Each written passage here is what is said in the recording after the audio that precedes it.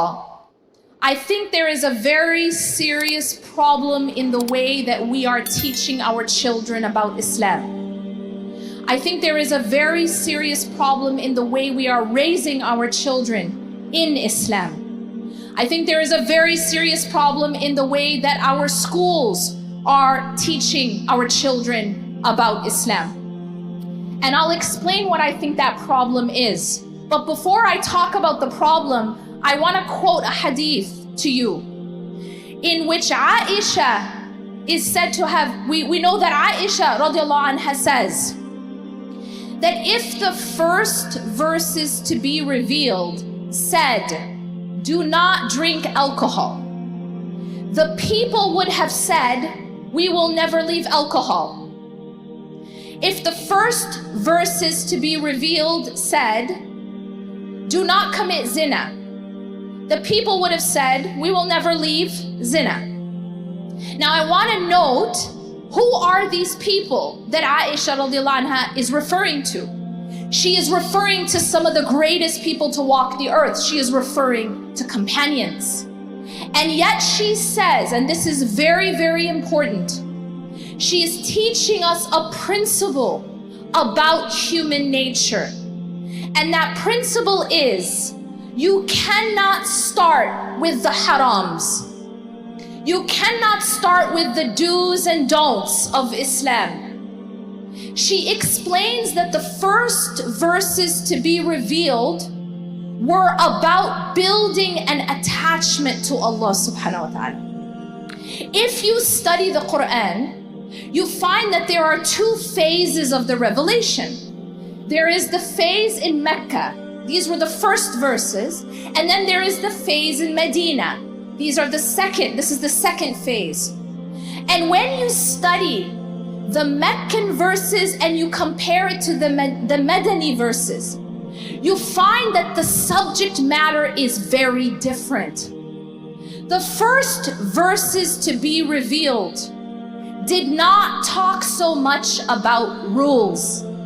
The first verses did not talk about fiqh and haram and halal so much. The first verses were about who is Allah subhanahu wa ta'ala. What is my responsibility to Allah subhanahu wa ta'ala?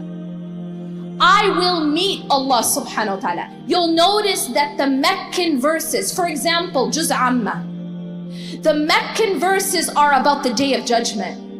The Meccan verses are about who is Allah. قُلْ هُوَ اللَّهُ أَحَدٌ قُلْ هُوَ اللَّهُ أَحَدٌ Allahu Samad. Say that Allah is one, that He doesn't need anyone else and everyone needs Him, that He is not born and He does not give birth and there is nothing that's even close to anything like Him. Tawheed. So the first verses are creating a foundation for these people of who is Allah and when will I meet Allah, and when I meet Allah, what's going to happen? That is the foundation that the Prophet ﷺ's mission was building.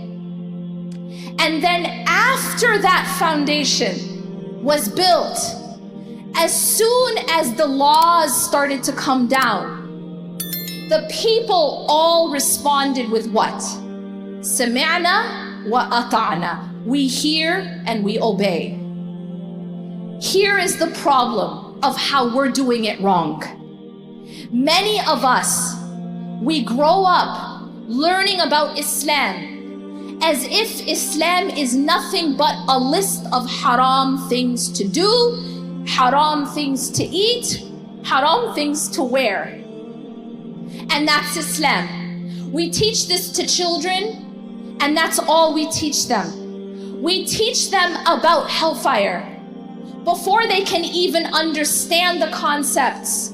We teach them about Allah's wrath and anger before they can even understand or pronounce Ar-Rahman Ar-Rahim. We're teaching upside down. We're teaching from the outside in instead of from the inside out. And this is wrong because Aisha radiallahu anha herself is saying that had they begun with the outside, with the rules. Before there was an attachment and love for Allah, before they had taqwa, before they had built this relationship, I want you to think about the person in your life that you love most. Everyone loves someone, yeah? The person that you love most in your life. And I want you to imagine that that person comes to you and says, I really want you to do this for me. If you love someone and they say jump, you say, how high? That's the nature of love. And so what happens is, if children are taught to first love Allah, to first know who Allah is, to first have healthy taqwa, healthy fear. And I say healthy fear because there is healthy fear and there is unhealthy fear. There is healthy fear and there is shame. And I'll explain the difference because it is an essential difference. But if someone has healthy love for Allah, a healthy attachment, and they've grown up learning who Allah is and who Allah really is, because the way we are teaching our children about Allah is upside down. It's wrong. We teach about Allah as if Allah is more anger than He is mercy. We teach about Allah as if He is more wrath than He is forgiveness. And that's wrong, because Allah subhanahu wa ta'ala says about Himself that my mercy supersedes my wrath. My mercy is above my wrath. But is that the way we are learning? Is that the way we grew up? We are teaching about Allah as if, wa'a'udhu billah, Allah is like a police officer who's just waiting for you to mess up so He can throw you in jail. And of course that jail is forever and it's called Jahannam, hellfire. This is wrong, and this is pushing people away from Islam.